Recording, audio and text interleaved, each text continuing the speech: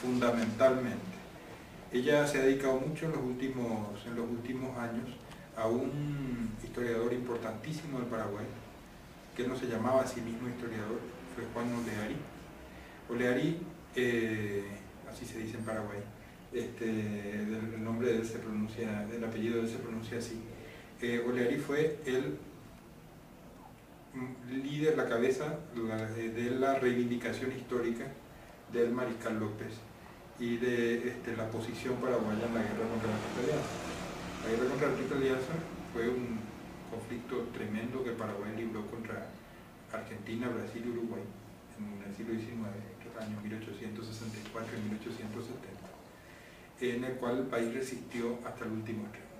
Cosas del romanticismo, ¿verdad? Era la época del romanticismo y López tomó la decisión, ya cuando la guerra estaba perdida militarmente, de resistir hasta el último extremo. Y le llevaron 4 años más.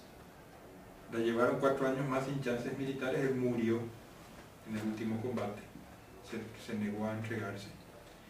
Y el Brasil también tomó la guerra como una cuestión romántica, no en la forma clásica de conflictos prácticos, sino sobre todo como un ejemplo claro de cómo procedería el Brasil frente a cualquier república que quisiera disputar su predominio, su visión, etc. Entonces, Oleari inicia, Paraguay quedó destruido, la población quedó diezmada, una población que se calcula entre 500.000 y 600.000 habitantes en 1864. El país quedó reducido a unos 200.000 habitantes, una población masculina prácticamente desaparecida. Y la visión de la historia, de lo que fue la historia reciente, de lo que había sido la historia republicana, esos 60 o 70 años de historia del Paraguay, la hicieron con una visión muy influida por el liberalismo, por el europeísmo, los opositores a todo ese sistema, los opositores a Francia, los opositores a López, etc. Y Oleari inicia a principios del siglo XX una campaña muy fuerte. Por eso digo, él no se llamaba historiador, él era un agitador, que buscó devolver al Paraguay su orgullo, el orgullo por su pasado. Y bueno, la doctora Breso se ha ocupado muchísimo de toda esa campaña, ya conoce el trabajo de Oleari desde la polémica de 1902, donde Oleari asume esa posición frente a la figura más notable del liberalismo paraguayo, Cecilio Báez, una polémica muy fuerte que agitó Asunción, la capital paraguaya, agitó se hicieron misas, se hicieron manifestaciones, la gente se pegaba en los bares en torno a la polémica por la historia. Y luego ella va viendo todo el periodo hasta la consagración de Oleari. Oleari consagrado, en vida se le coloca un busto en una plaza central de Asunción, se le pone el nombre suyo a una calle céntrica, y se vuelve también la figura central del sacerdote supremo del culto a los gobiernos fuertes, el culto al pasado, en los primeros años del gobierno de Cámara. Entonces, es muy interesante todo ese proceso, y eso lo ha visto especialmente. Lo mismo que una generación renovadora, muy interesante, de la cual formó parte de Oleari también, que se llama la generación del 900 en Paraguay. Una playa de figuras, de letrados, de hombres de letras que van escribiendo la historia del Paraguay por primera vez, los primeros compendios de historia. Entonces, fundamentalmente se ha dedicado a eso. ¿Y la universidad tiene una revista de historia? ¿Cuál? ¿La Universidad de Rosario? No, de Paraguay. La Universidad del Paraguay no tiene revista de historia. No hay, solamente la Academia de la Historia publica un anuario que tiene sus deficiencias. La universidad todavía no, pero hay un movimiento creciente, se está desarrollando mucho la Universidad en Paraguay. Mi propósito es, esta vez, aprovechamos que ya tenía esos fondos y que viene, pero mi propósito es que en el segundo semestre venga algún profesor representativo de la Facultad de Filosofía y Letras, se llama donde está la carrera de Historia, de la Universidad Nacional. Pero a nosotros, por el nombre plural, también nos interesaría que conversáramos con usted. Sí, sí, claro. Es decir, que contar con usted para un coloquio también sobre Paraguay, sobre lo que usted ha hecho, sobre su visión de Paraguay, sería muy útil para nosotros. Bueno, para mí va a ser un placer. Yo no soy, por la vida que he llevado de la diplomacia, no estoy vinculado a la universidad. Sí he enseñado en la Academia Diplomática, acá cuando estoy en Asunción enseño en la Academia Diplomática el tema de historia de las relaciones internacionales, pero con muchísimo gusto. Bueno. Fundamentalmente he trabajado en el tema de las relaciones entre el Paraguay y Bolivia. ¿Y Bolivia? El Paraguay y Bolivia. Bueno, este asunto de la guerra del Chaco es fascinante. Para ascender a embajador presenté el último trabajo importante. Para ascender a embajador presenté una tesis sobre las relaciones entre el Paraguay y Bolivia después de la guerra del Chaco. Es decir, cómo se inventa una nueva agenda después de la guerra, ¿verdad? Sí. Creo que eso también puede ser un tema, interesante aquí. En esa guerra murieron porcentualmente mucha más gente que en la Primera Guerra Mundial. Respecto de la población de los países.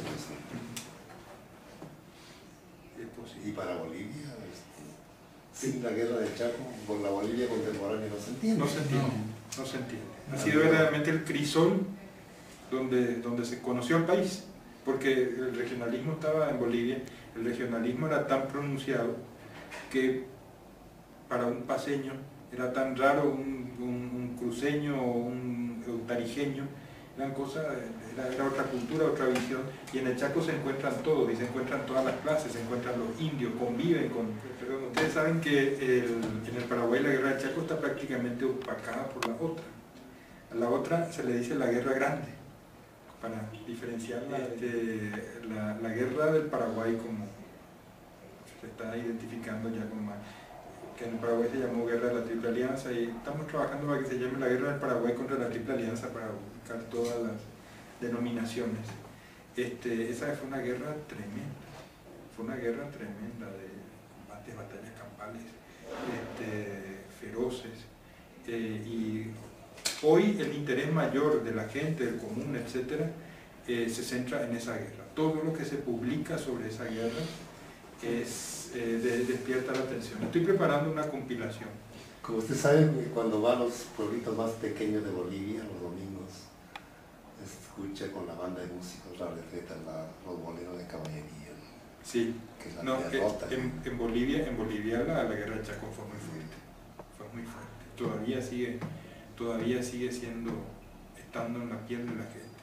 Yo serví 2 veces en Bolivia. Yo he sido funcionario diplomático en 2 ocasiones en Bolivia, y algunos dicen que es mi segunda patria. Yo creo que tengo un corazón, una parte del corazón ahí, y trato de conocer ese país, de entenderlo, porque para nosotros tiene mucho que ver. Estoy preparando una compilación. Colombia tuvo una actitud importante en la guerra del Paraguay. Pero fuimos paraguayos. Sí, quedó esa... Sí. Además, la garra paraguaya en fútbol tiene esta larguísima tradición. El paraguayo, aunque tenga 6 goles en contra, jamás No te va a contesto. Sí, me comentó. El 24 al 27 va a estar en Bogotá, pero no tiene el horario del vuelo del 27, que es viernes. 27 viernes. Y el 17 viernes. Y vuelve ese día, pero no sabe la hora. ¿Y es muy grande el personal de la embajada? ¿Sí? No, somos 3 diplomáticos y 3 administrativos, una embajada pequeña.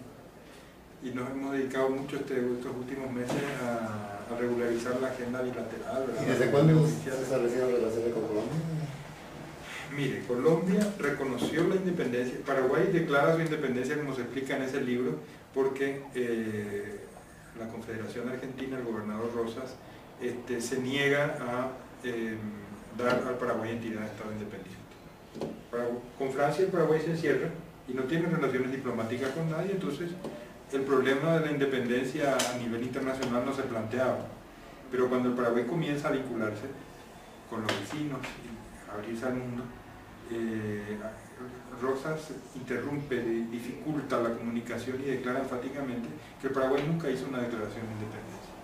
Entonces, a pesar de que el Paraguay fue independiente sin interrupción desde 1811 y fue república desde 1813, en 1842 hace su declaración expresa y formal de independencia, con un propósito fundamentalmente hacia lo exterior, porque en lo interior la independencia estaba plenamente consolidada y afirmada en la mente, ya no había nadie que dudase de esa condición del Paraguay. Entonces comienza la gestión para el reconocimiento, cuyo momento más importante es en 1844, cuando le reconoce el Imperio Brasil. Entonces, ante el desconocimiento argentino se produce el reconocimiento brasileño y Brasil no solamente reconoce, sino que busca el reconocimiento de otro país, ir sumando números, y ahí se produce el reconocimiento de la Nueva Granada. La República de Nueva Granada lo reconoce al Paraguay en 1846, uno de los gobiernos de Mosquera, el primero o el segundo. Y los vínculos después son puramente formales, hasta la Guerra del Paraguay. En la Guerra del Paraguay no hay vínculo entre los dos países, pero hay una posición muy impresionante del gobierno colombiano y de la prensa bogotana en el sentido de solidarizarse con la defensa que el Paraguay estaba ejerciendo en esos momentos. Y entonces se produce una protesta contra el Tratado de la Triple Alianza en 1866, se produce unas observaciones críticas al Tratado de la Triple Alianza en la memoria del ministro de Relaciones Carlos Martín, secretario de Relaciones Exteriores Carlos Martín en 1867, y se producen pronunciamientos en el Congreso.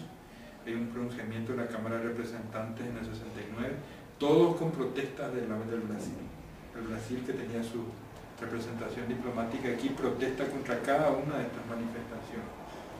Y a pesar de esas protestas, en 1870, cuando concluida la guerra se conoce la muerte del Mariscal López en el campo de batalla y se pensaba que el Paraguay quedaba destruido, se aprueba una ley muy discutida, con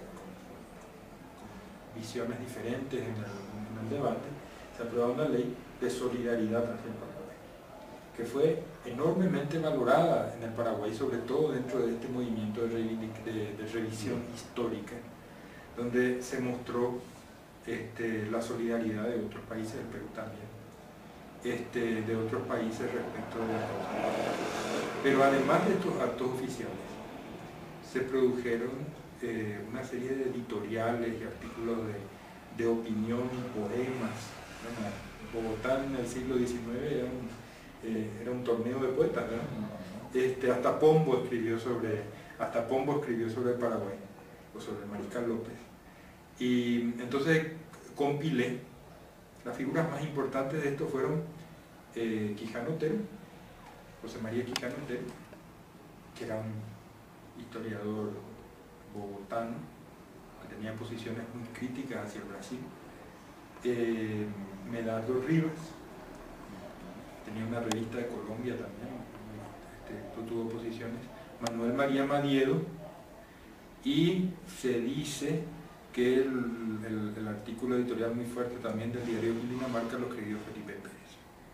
Entonces, figuras importantes de ese momento de Bogotá. Y compilé toda la documentación oficial, los antecedentes de la ley de 1870 y esos artículos y poemas, y los estoy queriendo, vamos a ver si podemos publicarlos este año, porque resulta sumamente interesante.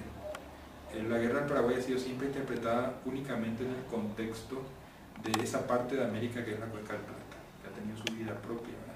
Tenía muy poca pero esta visión desde Bogotá, desde Colombia, se la inserta ese conflicto dentro de todo el movimiento hispanoamericanista, que fue muy fuerte, sobre todo desde aquí, ¿verdad? Desde Bolívar hasta el auge, el inicio del auge del panamericanismo, hasta los años 80.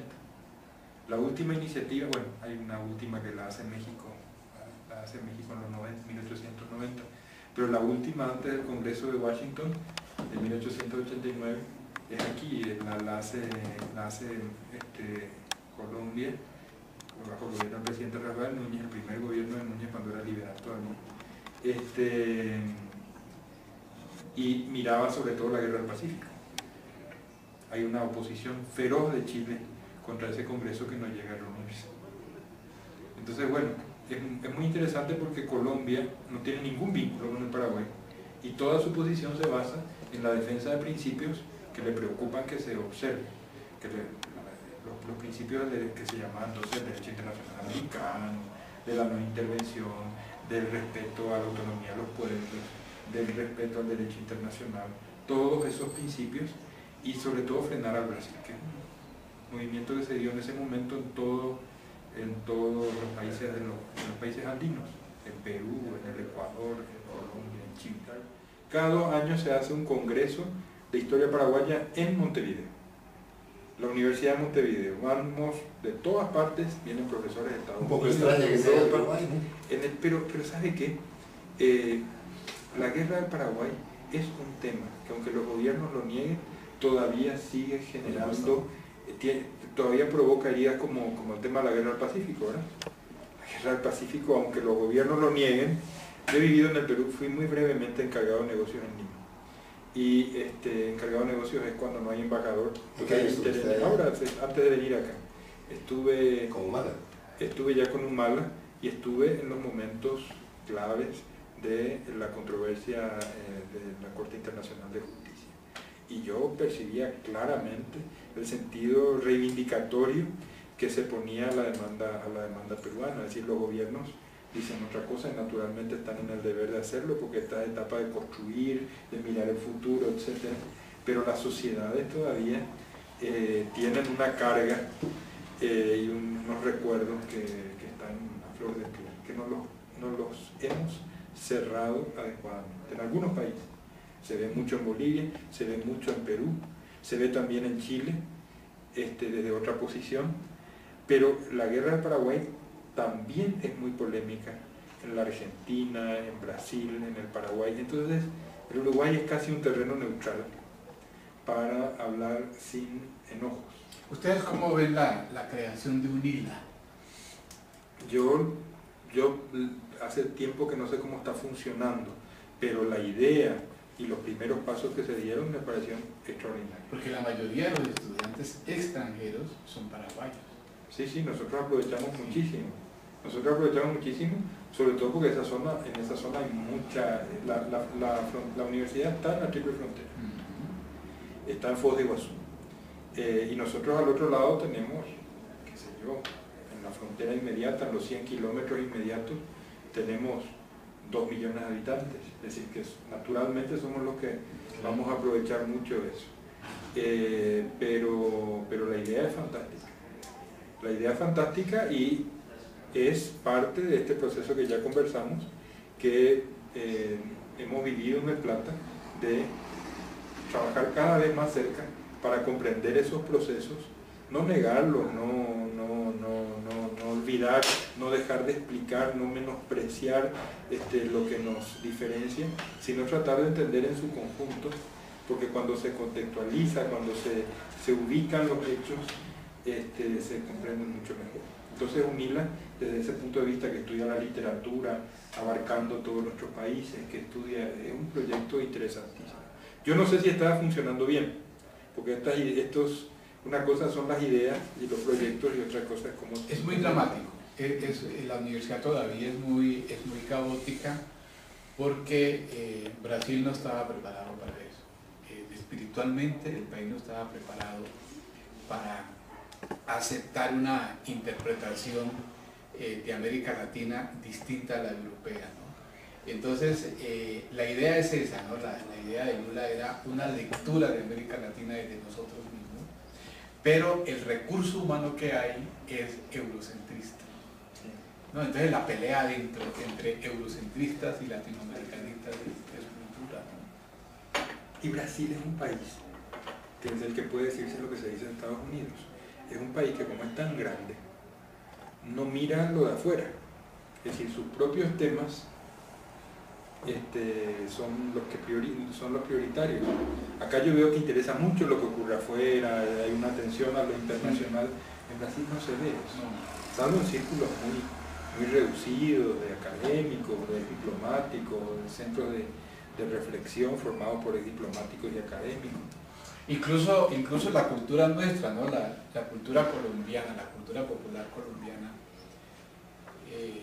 la gente no sabe si las canciones son o no son colombianas.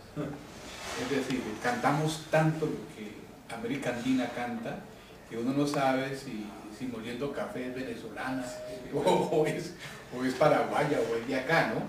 Brasil no sucede eso, es decir, Brasil tiene una concepción muy propia, y incluso cuando cantan, por ejemplo, música paraguaya, ellos creen que están en el plano de la música de ellos, ¿no? La música sertaneja, ¿no? Exacto.